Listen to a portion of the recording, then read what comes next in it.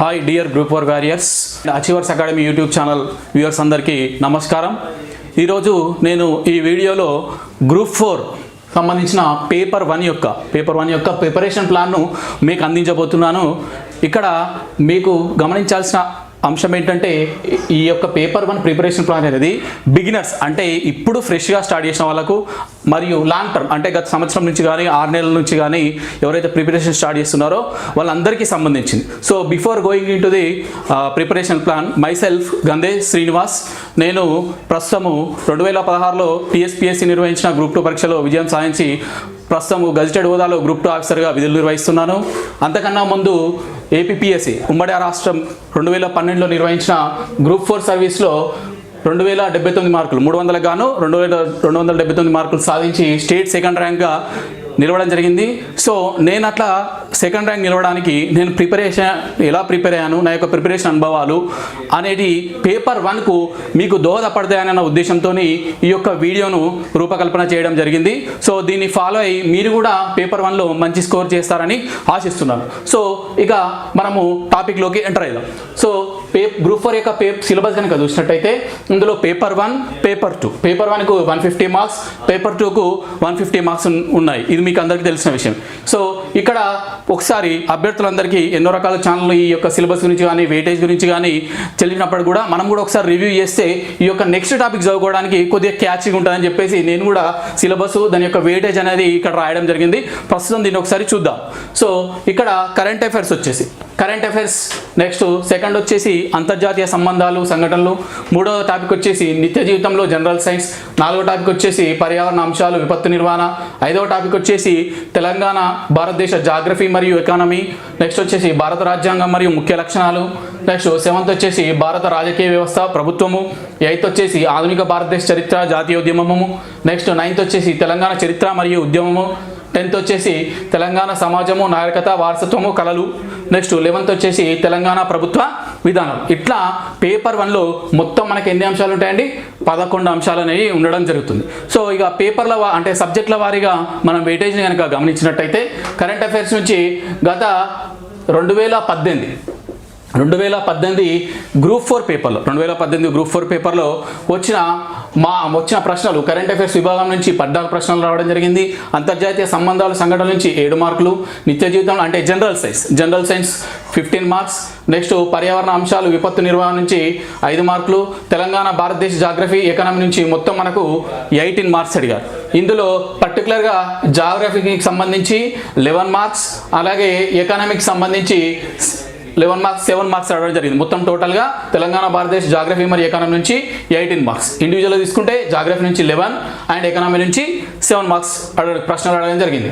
Next భారత రాజ్యాంగం ముఖ్య లక్షణాలు అంటే మనకు Indian constitution, next Indian political system and government, ఈ రెండింటి నుంచి మనకు మొత్తం 35 ప్రశ్నలు అడిగింది. అంటే అత్యధిక వెయిటేజ్ 2018లో మనకి ఈ రెండు సబ్జెక్ట్స్కు 6 and 7 సబ్జెక్ట్స్కి ఇవ్వడం జరిగింది.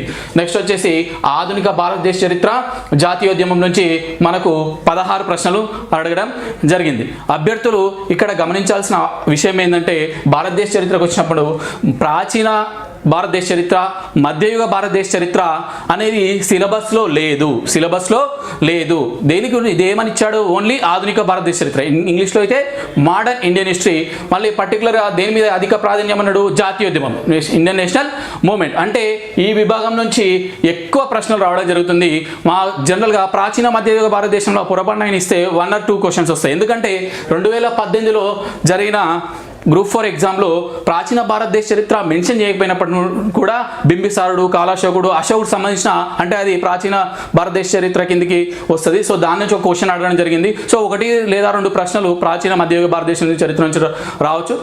సో చదివితే మంచిది. సో చదవకుండా 1-2 మార్కులు అనేవి మనం కొంచెం తక్కువ తెచ్చుకుంటాం. ఓకేనా? నెక్స్ట్ వచ్చేసి తెలంగాణ చరిత్ర మరియు ఉద్యమం. ఇక్కడ తెలంగాణ చరిత్ర మరియు ఉద్యమం, తెలంగాణ హిస్టరీ నుంచి 8 ప్రశ్నలు, ఉద్యమం నుంచి 9 ప్రశ్నలు, మొత్తం మనకు 17 ప్రశ్నలు అడగడం జరిగింది. నెక్స్ట్ వచ్చేసి తెలంగాణ సమాజము నాగరికత వారసత్వము కళలు. సో ఇందులో నుంచి మనకు 8 ప్రశ్నలు అడగడం జరిగింది. నెక్స్ట్ తెలంగాణ ప్రభుత్వ విధానాలు, ఇక్కడ మనకు 5 ప్రశ్నలు అడిగింది. సో ఒక్కసారి ఈ యొక్క సిలబస్ని కనుక మనం గమనించినట్టయితే మొత్తం ఎన్ని సబ్జెక్టులు ఉన్నాయండి? 11 సబ్జెక్టులు ఉన్నాయి. సో ఈ 11 సబ్జెక్టులో మనకు లేనిది ఏందని తెలవాలి. మిగతా జనరల్ స్టడీస్ పేపర్ని కనుక గమనించినట్టయితే ఎక్కడైనా సోషియాలజీ, సోషల్ ఎక్స్క్లూజన్ అనేది టీఎస్పీఎస్సీ నిర్వహించే వివిధ అన్ని రకాల పరీక్షల్లో ఒక సిలబస్ సోషియాలజీ, సోషల్ ఎక్స్క్లూజన్ అనే పార్ట్. కానీ ఇక్కడ మనకు గ్రూప్ 4లో అది లేదు అని అభ్యర్థులు ముందుగా గమనించారు. నెక్స్ట్ వచ్చేసి ఆల్రెడీ మీకు చెప్పిన ఆధునిక భారతదేశ చరిత్రకు అంటే మోడర్న్ ఇండియా హిస్టరీకి ఎక్కువ వెయిటేజ్ ఇవ్వండి, అలాగే దాంతోపాటు ఇండియన్ నేషనల్ మూవ్మెంట్కు ఎక్కువ వెయిటేజ్ ఉంది. ఇది 2018 సంబంధించిన ప్రశ్నల వెయిటేజ్. ఈసారి కూడా అలానే వస్తుందా అంటే చెప్పలేము. సో పోయినసారి ఏమైంది, మనకు ఇక్కడ ఇండియన్ పొలిటికల్ సిస్టమ్ దీని నుంచి కలిపి 2 నుంచి కలిపి 30 ప్రశ్నలు, ఈసారి 30 ప్రశ్నలు రావచ్చు. లేదా తెలంగాణ చరిత్ర ఉద్యమం నుంచి 17 ప్రశ్నలు వచ్చినాయి, 20 మార్కులు రావచ్చు. అంటే కొద్దిగా అటు ఇటుగా మైనర్ చేంజెస్ ఉంటాయి, కానీ మేజర్ చేంజెస్ ఏం ఉండకపోవచ్చు. సో ఓవరాల్గా ఇది మనకు ప్రశ్నల వెయిటేజ్ ఏదండి? పేపర్ 1కి సంబంధించి గ్రూప్ 4 విభాగంలో. ఓకేనా. నెక్స్ట్ వచ్చేసి ఇక మనం చూసినట్టయితే బిగినర్స్ అండ్ లాంగ్ టర్మ్ అంటే ఇప్పుడు ప్రిపరేషన్ స్టార్ట్ చేసిన వాళ్ళు, గత 6 నెలల నుంచి కానీ గత సంవత్సరం నుంచి కానీ ప్రిపరేషన్ స్టార్ట్ చేసిన వాళ్ళు ఎలా ప్రిపేర్ కావాలి, అధిక మార్కులు తెచ్చుకోవాలి ఇందులో పేపర్ 1లో అనేదానికి ఒక చిన్న మీకు స్టేజెస్ అంటే ఏ రకంగా చదవాలి, ఫస్ట్ ఏ దశ చదవాలి, తర్వాత ఏం చేయాలి అనేది స్టేజెస్ ప్రకారం మీకు క్లియర్గా ఎక్స్ప్లెయిన్ చేసే ప్రయత్నం జరుగుతుంది. దాన్ని వినియోగించుకోండి.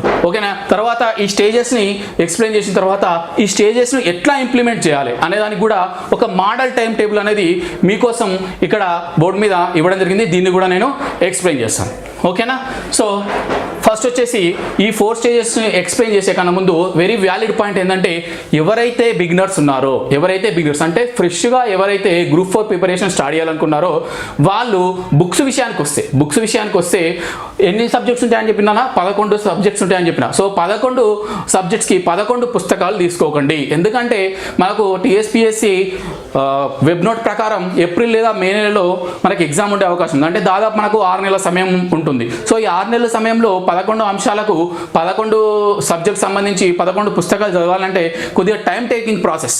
సో కాబట్టి ఏం చేయండి అంటే ఎవరైతే బిగినర్స్ ఉంటారో మనకు మార్కెట్లో ఇప్పుడు వివిధ రకాల 3-4 publishers all in one sets అంటే జనరల్ స్టడీస్ సంబంధించి పేపర్ 1కు ఒక బుక్, పేపర్ 2కు ఒక బుక్ ఈ రూపంలో తీసుకొచ్చారు. ఆ బుక్ సెట్ను కొనుక్కోండి. ఆ బుక్ సెట్ను ఎక్కువ సార్లు రివిజన్ చేసే ప్రయత్నం చేయండి.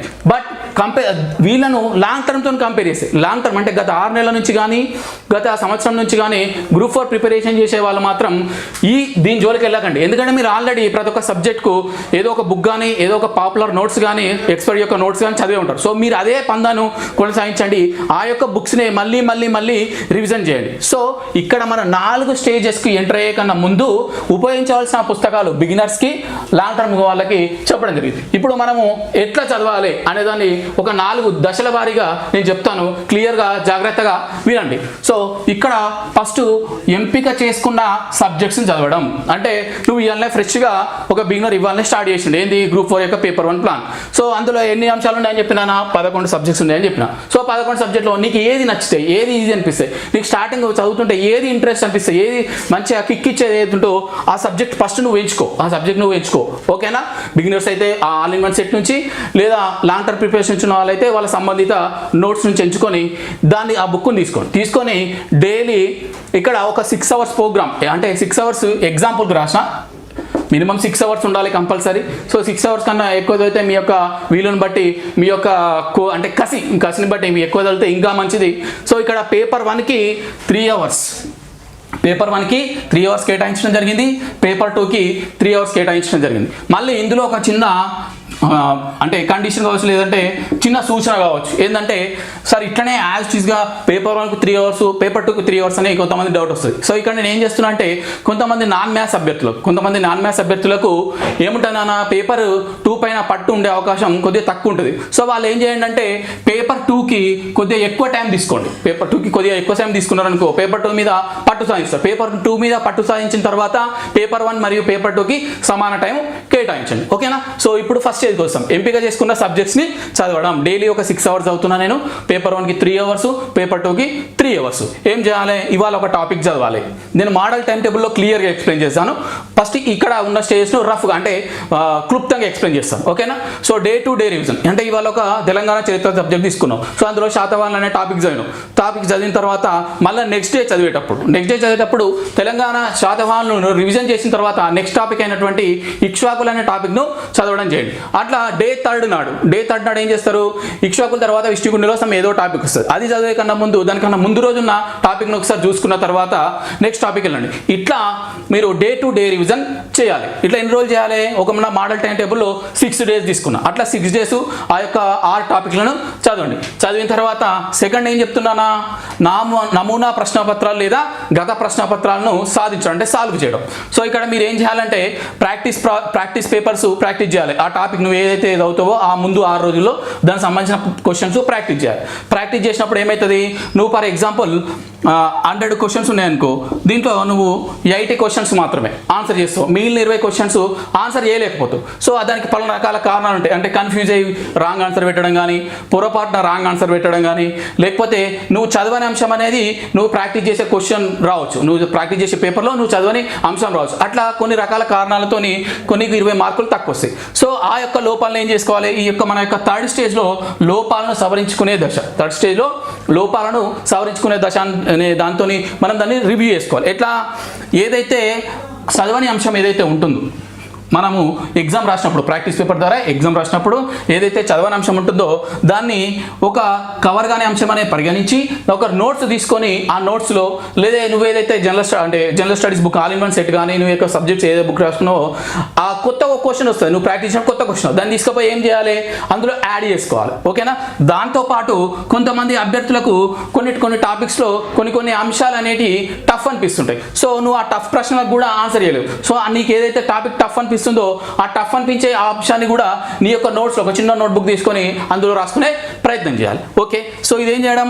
First day to day revision చేయడం, టాపిక్స్ కంప్లీట్ చేయడం, నెక్స్ట్ ప్రాక్టీస్ క్వశ్చన్స్ చేయడం, దాంట్లో ఉన్న లోపాలను సవరించుకోవడం. తర్వాత ఒక 120-150 రోజుల తర్వాత అంటే 3 to 4 months తర్వాత లేదా 4 to 5 months తర్వాత మీ యొక్క సిలబస్ మొత్తం పూర్తయింది. సో 4వ స్టేజ్కి వచ్చిన. ఇది 4వ స్టేజ్ అనేది ఎప్పుడు అప్లికేబుల్ మీకు? After completion of total syllabus. ఇక్కడ గ్రాండ్ టెస్టులు రాయాలి. గ్రాండ్ టెస్టులు రాసేటప్పుడు మీరు ఏం చేయాలంటే ఆన్లైన్ లేదా ఆఫ్లైన్ అంటే ఏదైనా ఒక సంస్థ నిర్వహించి ఏదైనా ఒక ఇన్స్టిట్యూట్ కానీ కోచింగ్ సెంటర్ వాళ్ళు నిర్వహించి ఆఫ్లైన్ ఎగ్జామ్ కానీ లేకపోతే ఆన్లైన్లో మనకు చాలా రకాల టెస్ట్ డిఫరెంట్ ఆర్గనైజేషన్ వాళ్ళు టెస్ట్ కండక్ట్ చేస్తారు. ఆన్లైన్లో మీరు నమోదు చేసుకొని రాయాలి. మొత్తం కంప్లీట్ పేపర్ 1 సిలబస్ మొత్తం అయిపోయిన తర్వాత నీకు ఈ ఆఫ్లైన్ లేదా ఆన్లైన్ ద్వారా మీకు ఏం తెలుస్తుందండి? మీ యొక్క మార్కుల రేంజు, ఎంతమంది ఉన్నారో అంతమందిలో మీ ర్యాంకు, తర్వాత మీరు ఏ ఏరియాస్ నుంచి క్వశ్చన్స్ రాంగ్ చేస్తారు, మీ ఏ ఏరియాలో వీక్ ఉన్నారు అనేది ఈ యొక్క గ్రాండ్ టెస్ట్ రాయడం వల్ల మీకు తెలియడం జరుగుతుంది. సో అట్లా మీ యొక్క రేంజు ఒక 100 మంది రాసిరనుకో, అలా నువ్వు ఫర్ సపోజ్ 30-40 వచ్చింది నీ ర్యాంకు. అప్పుడు నువ్వేం చేస్తావు? 30-40 ఉంది అంటే నేను నెక్స్ట్ టైం 20th ర్యాంకు లేదా 10th ర్యాంక్ తెచ్చుకోవాలనుకో, దాని తగ్గట్టు ప్రిపరేషన్ అనేది స్టార్ట్ చేస్తావు. ఇంకోటి వీక్ ఏరియాస్ వల్ల ఏమవుతుంది? వీక్ ఏరియాస్ ఒక టాపిక్ చేయను అంటే నేను ఇక్కడ క్వశ్చన్లు వచ్చినప్పుడు ఈ టాపిక్ నుంచి క్వశ్చన్లు వచ్చినప్పుడు నేను ఆన్సర్ చేయలేకపోతున్నా. సో అది నాకు వీక్ ఏరియా అని గుర్తించి ఆ వీక్ ఏరియాను రివిజన్ చేసుకోవడం జరుగుతుంది. సో అట్లా నువ్వు రివ్యూ చేసుకొని ఆ వీక్ ఏరియాస్ను రివిజన్ చేస్తే నీ యొక్క సబ్జెక్ట్ అనేది ఇంప్రూవ్ కావడం జరుగుతుంది. నెక్స్ట్ ఈ యొక్క గ్రాండ్ టెస్ట్ను ఆన్లైన్లో రాసిరనుకో నో ప్రాబ్లం, మనకి ఇక్కడ ఆన్లైన్లో డైరెక్ట్ టిక్ పెట్టడం అనేది ఉంటుంది కంప్యూటర్లో, లేదా ఆఫ్లైన్లో కనుక నువ్వు రాసినట్టయితే అంటే నీ ఇంటి దగ్గర గ్రాండ్ టెస్ట్ సంబంధించిన క్వశ్చన్ బ్యాంక్ కానీ తెచ్చుకొని ప్రిపేర్ అయినా అనుకో, ఆ ఆఫ్లైన్ టెస్ట్ను మాత్రము ఓఎంఆర్ షీట్ యూజ్ చేస్తూ రాయండి. ఓఎంఆర్ షీట్ యూజ్ చేస్తూ రాయడం వల్ల ఏమవుతుందంటే నువ్వు బబ్లింగ్ చేయగలుగుతావు. నువ్వు బబ్లింగ్ చేస్తూ అలవాటు అయిపోయి నీకు మెయిన్ Group 4 ఎగ్జామ్లో నీకు బబ్లింగ్ అనేది చాలా సులువైపోయి ఆ ఓఎంఆర్ షీట్ను తేలిగా ఉపయోగించి సో అందరికన్నా ఎక్కువ స్పీడ్తో బబుల్స్ని ఫిల్ చేయగలుగుతావు. సో ఇది ఈ 4 స్టేజెస్.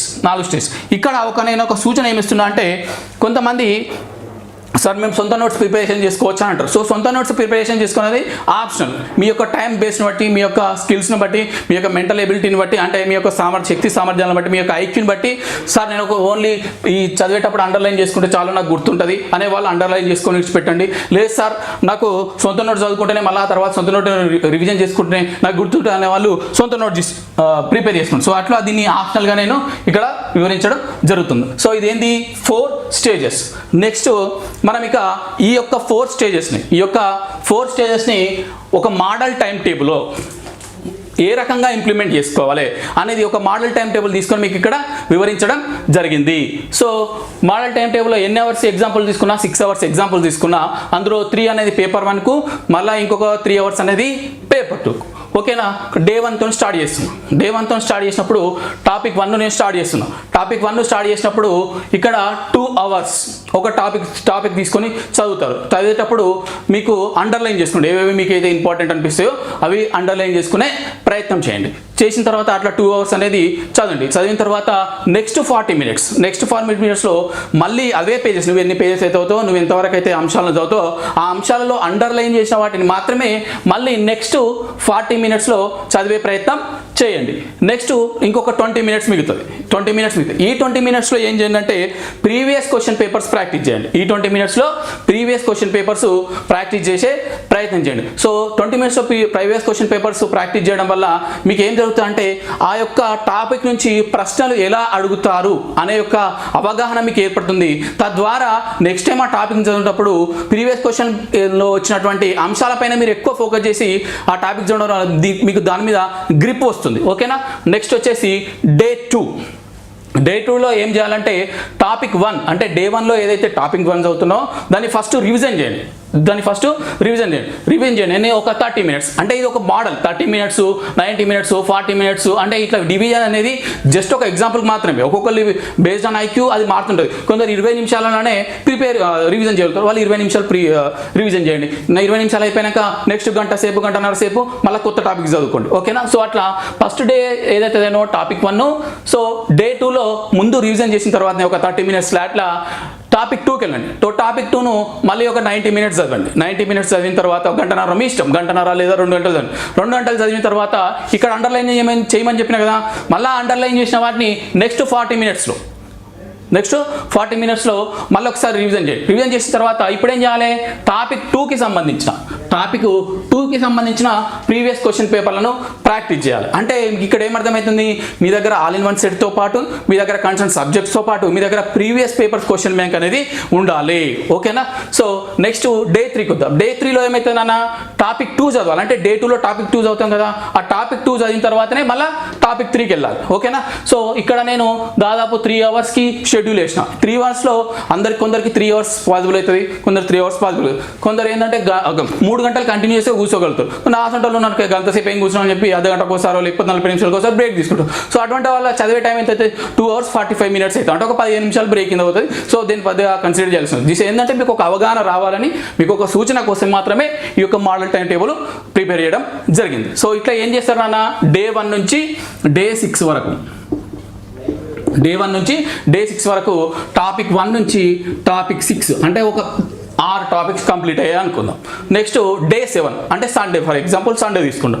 డే 7 నాడు ఏం చేయాలంటే టాపిక్ 1 నుంచి టాపిక్ 6 వరకు సంబంధించిన మోడల్ ఎగ్జామ్స్ అంటే ప్రీవియస్ క్వశ్చన్ పేపర్స్ కాదు నన్ను, ఆల్రెడీ ప్రీవియస్ క్వశ్చన్ పేపర్స్ మనం డే టు డే షెడ్యూల్లో చూసుకున్నాం. So model question papers, model exams practice చేసే ప్రయత్నం చేయండి. సో తద్వారా ఏమవుతుందంటే సేమ్ ఇంతకుముందు ఈ స్టేజ్లో చెప్పినట్టు మీరు కొన్ని క్వశ్చన్లకు రాంగ్ ఆన్సర్ గుర్తిస్తారు. సో ఆ రాంగ్ ఆన్సర్ గుర్తించిన వాటిలో మేజర్గా పొరపాటున గుర్తించడం కానీ, కన్ఫ్యూజ్ ద్వారా గుర్తించడం కానీ అనేవి విడిచిపెట్టండి. ఎందుకంటే అవి నెక్స్ట్ యొక్క మోడల్ ఎగ్జామ్లో రెక్టిఫై చేసుకుంటారు. అయ్యో నేను మొన్న అప్పుడు బాగా స్పీడ్ చదివి పొరపాటున ఆన్సర్ రాంగ్ పెట్టినా, లేకపోతే మొన్న వాడు జతపరచుడు ఇచ్చిండు, లేకపోతే 4-5 సెంటెన్స్లు ఇచ్చిండు, అట్లా కంగారుగా చదివేసి రాంగ్ ఆన్సర్ పెట్టిన అనేవి నెక్స్ట్ టైము మీరు ఓవరాల్గా రెక్టిఫై చేసుకోగలుగుతారు. కానీ రెక్టిఫై చేసుకోకపోవడానికి కొద్దిగా వీళ్ళు లేని అంశం ఏమిటందన్న, ఏదైనా ఒక కొత్త అంశం ఆల్రెడీ నువ్వు డే 1 టాపిక్ 1లో శాతవాహనాల గురించి ఎన్నో కొన్ని పాయింట్లు చదివావు, కానీ నువ్వు చదవని పాయింట్ నీ మోడల్ ఎగ్జామ్లో వచ్చింది. మోడల్ ఎగ్జామ్లో వస్తే నీకు అది కొత్త అంశమే కదా, నీకు అప్పటికప్పుడు అది గుర్తుంటుంది. మళ్ళీ ఒక 15 రోజుల తర్వాత నిన్న అంశం అడిగిన అనుకో, కొత్త అంశం మళ్ళీ వేరే ఎగ్జామ్లో వచ్చింది అనుకో, నువ్వు అప్పుడు అది గుర్తించలేవు. సో అటువంటి ఏం చేసి ఏదైతే కొత్త అంశమో మనకు మోడల్ ఎగ్జామ్స్లో వస్తుందో దాన్ని ఒక క్విక్ నోట్స్ రూపంలో యాడ్ చేసుకోండి. లేదా మీరు ఏదైతే శాతవాహనాలు టాపిక్ టాపిక్ అనేది చదివిరో అక్కడ ఆ బుక్లో కానీ లేదా ఆ నోట్స్లో కానీ మీరు తీసుకొని యాడ్ చేసుకోండి. సో తద్వారా ఏమవుతుంది, మీరు చదివిన టాపిక్పై మీకు 100% గ్రిప్ వస్తుంది. ఇట్లా డే 1 నుంచి డే 6 దాకా డే 7 ఇట్లా 7 days 14 days. సో ఈ మధ్యలో సార్ మీరు ఏం సార్ ఒకటే తిరిగి కంటిన్యూగా చదవండి అని చెప్తున్నారు, మాకు ఇక బ్రేక్ వద్దా, మాకు రెస్ట్ వద్దా అంటే అది బేస్డ్ ఆన్ యువర్ ఇంట్రెస్ట్. నాకున్నది నేను వారం రోజులు చదువుతా, 8th రోజు చదువుతా, 9th రోజు చదువుతా, 10th రోజు ఊకే ఏం చదవాలనిపిస్తుంది. సో ఆ రోజు మీ ఇష్టం ఉన్న పని కానీ సినిమాకి వెళ్ళడమా లేకపోతే ఫ్రెండ్స్తోని అట్లా బయటకు వెళ్ళడమా లేకపోతే మీకు నచ్చిన పని చేయండి. చేసిన తర్వాత ఒక రోజు హాఫ్ డే రిలాక్సేషన్కి పెట్టుకోండి. హాఫ్ డే రిలాక్సేషన్ పెట్టుకోండి. సో అట్లా రిలాక్సేషన్ వల్ల ఏమవుతుందంటే మీ మైండ్ రిఫ్రెష్ అయిపోయి మళ్ళీ ఒక కొత్త ఎనర్జీ అనేది మీలో పాస్ అయ్యి మళ్ళీ ఇదే షెడ్యూల్ని ఫాలో అవ్వండి. ఇట్లా కనుక మీరు చేసినట్టయితే దాదాపు కొంతమందికి 120 రోజుల్లో సిలబస్ కంప్లీట్ అవుతుంది, కొంతమందికి 150 రోజుల లోపల సిలబస్ కంప్లీట్ అయ్యే అవకాశం ఉంటుంది. సో ఇక్కడ నేను చెప్పిన డే 1 నుంచి డే 6 షెడ్యూల్ అనేది పేపర్ 1కు ఇదే రకమైన ప్లాన్ను దేనికి అప్లై చేసుకోండి, పేపర్ 2 కూడా అప్లై చేసుకోండి. సో ఇక్కడ ఒక 120 నుంచి 150 రోజుల లోపల సిలబస్ కంప్లీట్ అయిందని అనుకుందాం. సో కొంతమందికి 30 రోజుల టైం మిగులుతుంది, కొంతమందికి 60 రోజుల టైం మిగులుతుంది. ఎందుకంటే 120 రోజుల సిలబస్ కంప్లీట్ చేసినాక ఎన్ని రోజులు మిగులుతుంది, 180 వెళ్ళి 120 తీసేస్తే 60 రోజుల టైం మిగులుతుంది. అప్పుడు ఏం చేయాలి, మనము గ్రాండ్ టెస్ట్లకు రాయాలి. అప్పుడు ఏం చేయాలి, మనము గ్రాండ్ టెస్ట్లకు రావాలి. ఆ గ్రాండ్ టెస్ట్ రాసేటప్పుడు మనము ఆల్రెడీ ఇక్కడ చెప్పిన 4th స్టేజ్లో చెప్పిన ఆన్లైన్లో రాయండి లేదా ఆఫ్లైన్లో రాయండి లేదా ఇంటి దగ్గరికి గ్రాండ్ టెస్ట్ మోడల్ పేపర్ తెచ్చుకోనైనా రాయండి. రాసేటప్పుడు ఏం చేయమైనా ఆన్లైన్లో అయితే మనకు వేరే ఆప్షన్ ఏమి ఉండదు. సో మనం డైరెక్ట్ టిక్ చేసుకుంటూ పోతాం. కానీ ఆఫ్లైన్లో రాసేవాళ్ళు ఓఎంఆర్ షీట్ యూజ్ చేయండి. ఓఎంఆర్ షీట్ యూజ్ చేసి బబుల్ చేయండి. నేను ఇక గ్రాండ్ టెస్ట్ రాస్తున్నా, నాకు అంత సబ్జెక్ట్ వచ్చని చెప్పేసి అదే బుక్లో టిక్కులు పెట్టడం, పెన్సిల్తో ఇట్లా టిక్ మార్కింగ్ అట్లా కాదు. మీరు మెయిన్ ఎగ్జామ్లో ఎంత కాన్సన్ట్రేషన్తోనైతే ఒక గ్రాండ్ టెస్ట్ మెయిన్ టెస్ట్ను రాస్తారో అదే కాన్సన్ట్రేషన్తోని గ్రాండ్ టెస్ట్ను కనుక రాసినట్టయితే మీకు మెయిన్ ఎగ్జామ్ అనేది కూడా ఒక సింపుల్ ఎగ్జామ్లా ఒక డైలీ రొటీన్ లాగా మారిపోయి మీరు ఈజీగా అతి ఎక్కువ స్పీడ్తోని వేరే వాళ్ళతో పోలిస్తే number of questions with in the టైంలో ఎక్కువ చేసి ఎక్కువ మార్కులు సంపాదించడానికి అవకాశం ఉంటుంది. సో ఇక్కడ మనకి ఏంది గ్రాండ్ టెస్ట్ సంబంధించి. సో అట్లా గ్రాండ్ టెస్ట్ రాయడం వల్ల మళ్ళీ మనకు ఒక విషయం అవగాహన అవుతుంది. ఏమవుతుంది, గ్రాండ్ టెస్ట్ అంటే ఎన్ని నాన్న పేపర్ 1కు నువ్వు గ్రాండ్ టెస్ట్ రాసినావు అనుకో, ఎన్ని అంశాలు ఉంటాయని చెప్పిన 11 సబ్జెక్ట్స్ ఉంటాయి. ఈ 11 సబ్జెక్ట్స్లో కొన్ని వీక్ ఏరియాస్ ఉంటాయి. ఇప్పుడు జనరల్ సైన్స్ కొంతమందికి వీక్ ఉంటుంది, జాగ్రఫీ కొంతమంది వీక్ ఉంటుంది, ఎకానమీ కొంతమంది వీక్ ఉంటుంది. అట్లా కొన్ని ఏరియాలలో నువ్వు ఆన్సర్స్ గుర్తించలేకపోతావు. అట్లా నువ్వు ఏ అంశాలలో ఆన్సర్స్ గుర్తిస్తలేవో వాటన్నింటినీ మళ్ళీ ఒకసారి రివిజన్ చేసుకోండి. ఏ ఏరియాస్ ఆ సంబంధిత సబ్జెక్ట్లో నీకు ఏ ఏరియా నుంచి అయితే మార్కులు ప్రశ్నలకు ఆన్సర్లు గుర్తించలేకపోతున్నావు వాటిని మాత్రమే రివిజన్ చేయండి. ఇంకొక అంశము, ఇక ఎగ్జామ్కు ముందు ఒక 15 రోజుల ముందు తీసుకుందాం. ఎగ్జామ్కు ఒక 15 రోజుల ముందు కనుక తీసుకున్నట్టయితే ఈ ఎగ్జామ్కు 15 రోజుల ముందు ఏవి రివిజన్ చేయాలంటే మీకు ఆల్రెడీ చెప్పిన, మీరు ఆల్రెడీ ఒక సబ్జెక్ట్ చదివారు, అండర్లైన్ చేసుకున్నారు, మోడల్ ఎగ్జామ్స్ రాశారు, గ్రాండ్ టెస్ట్ రాశారు. నువ్వు అక్కడ రివిజన్ చేయాల్సిన అంశాలు ఏంటంటే ఏవైతే నీకు టఫ్ అనిపించిన అంశాలు ఉంటాయో ఆ అంశాలను ఆల్రెడీ నీ నోట్స్లో లేకుండా నీకు ఎగ్జామ్లో కొత్త క్వశ్చన్లు కనబడితే చూడు, ఆ అంశాలను మాత్రమే రివిజన్ చేసుకునే ప్రయత్నం చేయి. ఎందుకంటే నువ్వు ఒక ఎగ్జామ్ రాసి ఒకదానికి సరైన ఆన్సర్ గుర్తించినావంటే నీకు ఆ టాపిక్ అవసరం లేదు. నీకు ఏ టాపిక్ అవసరము, ఏవైతే ఆన్సర్స్ గుర్తించలేవో ఆ టాపిక్ రివిజన్ చేస్తే సరిపోతుంది. లేదు అంటే ఈ 15 రోజుల 15 సబ్జెక్టును మళ్ళీ టోటల్ సిలబస్ ఈ 11 సబ్జెక్టులను టోటల్ సిలబస్ను కంప్లీట్ చేయాలంటే చాలా ఎక్కువ టైం తీసుకుంటుంది. కాబట్టి ఓన్లీ ఏదైతే మీరు క్విక్ నోట్స్ తయారు చేస్తున్నారో దాన్ని మాత్రమే రివిజన్ చేసే ప్రయత్నం చేయండి. ఓకేనా. నెక్స్ట్ ఇక లాస్ట్ అంటే నేను ఒక తక్కువ టైంలో వీడియో చేద్దాం అనుకుంటున్నా. సో ఇంకొంచెం సమయం మిగిలినట్టున్నది. సో ఇక్కడ గ్రాండ్ టెస్ట్ రాసేటప్పుడు మనకు 3 రౌండ్స్ పెట్టుకోండి. 3 రౌండ్స్ పెట్టుకోండి. 3 రౌండ్స్ ఏంటంటే ఫస్ట్ రౌండ్లో గ్రాండ్ టెస్ట్ రాస్తున్నా నేను ఒక 150 మార్కులకు 3 రౌండ్స్ తెచ్చుకోండి. ఫస్ట్ రౌండ్లో ఏం చేయాలంటే చూడగానే ఆన్సర్ వచ్చే వాటిని చూస్తూ ఆన్సర్ను బబుల్ చేస్తూ వెళ్ళండి. అలా కాకుండా ఫస్ట్ క్వశ్చన్ నాకు ఆన్సర్ వస్తలేదు అని చెప్పి ఫస్ట్ క్వశ్చన్ మీదే ఒక 5 నిమిషాలు 10 నిమిషాలు కేటాయించినాం అనుకో, నీకు ఆన్సర్ వచ్చే క్వశ్చన్లు ఏందైతే ఒక 10 కానీ 10 నుంచి 20 ప్రశ్నలు ఈ 10 నిమిషాల టైంలో ఎగిరిపోతాయి. కాబట్టి ఏం చేయండి, ఒకవేళ ఫస్ట్ ప్రశ్న రాలేదనుకోండి వెంటనే స్కిప్ అయ్యి రెండో ప్రశ్నకు మూడో ప్రశ్నకి వెళ్ళండి, అంతేగాని ఫస్ట్ ప్రశ్నతో యుద్ధం చేయొద్దు. ఫస్ట్ ప్రశ్నకు మనం ఏం చెప్పాలంటే, నువ్వు కాకుంటే నాకు 149 ప్రశ్నలు ముందుగా తర్వాత వాటిని ఆన్సర్ చేస్తా, నేను ఎక్కువ మార్కులు తెచ్చుకుంటానే మైండ్ సెట్ను మీరు వాడాల్సి ఉంటుంది. సో అట్లా ఫస్ట్ రౌండ్లో మీకు చూడగానే ఏవైతే ఆన్సర్స్ వస్తాయో అవి అటెంప్ట్ చేయండి. నెక్స్ట్ సెకండ్ రౌండ్లో ఏం చేస్తారంటే, మీకు చూస్తారు కానీ అప్పుడే అది ఆన్సర్ రాదు, కొద్దిగా ఆలోచిస్తారు. అంటే 1 నిమిషమో 2 నిమిషాలు ఆలోచిస్తేనే మనకు ఆన్సర్ వస్తాయనే వాటికి ఒక టిక్ పెట్టుకోండి. ఒక టిక్ పెట్టి అంటే ఇదంతా ఫస్ట్ రౌండ్లో కంప్లీట్ చేస్తాం. ఫస్ట్ రౌండ్లో ఏం చేయాలి, చూడగానే ఆన్సర్ వస్తే వాటికి ఆన్సర్ చేయాలి. నెక్స్ట్ కొద్దిగా మనకు టైం టేకింగ్ అనే వాటికి క్రాస్ మార్క్ పెట్టుకోవాలి. నెక్స్ట్ అదే ఫస్ట్ రౌండ్లో మనకు ఆన్సర్ వస్తలేదు, అయ్యో నాకు దీనికి ఆన్సరే రాదనే వాటికి రౌండ్ అప్ చేసేసుకోండి. అంటే ఫస్ట్ రౌండ్లో ఏం చేయాలి, చూడగానే ఆన్సర్ వచ్చేవాడికి బబుల్ చేసేయాలి. నెక్స్ట్ వచ్చేసి ఏవైతే కొద్దిగా టైం టేకింగ్ ప్రాసెస్ ఉంటుందో వాటిని కొద్దిగా క్రాస్ మార్క్ పెట్టుకోవాలి. అదే ఫస్ట్ రౌండ్లో నాకు ఇది ఆన్సర్ రాదు, నేను దీని ఏదో గుడ్డి పెడతాను వాటికి రౌండ్ అప్ పెట్టుకున్న తర్వాత ఈ ఫస్ట్ రౌండ్ అయిపోతుంది. సో నెక్స్ట్ ఏం చేయాలి, సెకండ్ రౌండ్ రావాలి. సెకండ్ రౌండ్లో ఏం చేస్తాం నాన్న, ఏవైతే టైం టేకింగ్ క్వశ్చన్స్కు క్రాస్ మార్క్ పెట్టుకున్నావో అవి అటెంప్ట్ చేసే ప్రయత్నం చేయండి. చేసినలో అందులో కూడా ఒక 80% వస్తాయి, ఒక 20% రావు. మళ్ళీ అందులో కూడా బబుల్ చేసుకున్నాను, రౌండ్ అప్ చేసుకున్నాను అనుకో. మూడో రౌండ్లో ఏం చేయాలి, ఏవైతే మొత్తానికే నీకు ఆన్సర్ రావట్లేదో వాటికి గుడ్డిగా సమాధానాలు గుర్తించే ప్రయత్నించండి. ఈ అంత ప్రాసెస్ మెయిన్ ఎగ్జామ్లో కాకుండా గ్రాండ్ టెస్ట్లోనే మీరు చేసే ప్రయత్నం చేసిననుకో, ఫర్ సపోజ్ మీరు 6 నుంచి 5 నుంచి 10 గ్రాండ్ టెస్ట్లో, 5 నుంచి 6 గ్రాండ్ టెస్ట్లో రాసిరనుకో, ఇది ఒక అలవాటుగా మారిపోయి మెయిన్ ఎగ్జామ్లో కూడా మీరు అదే స్ట్రాటజీని ఫాలో అయ్యి సో ఎక్కువ మార్కులు సంపాదించే అవకాశం ఉంటుంది. So all the best guys, thank you.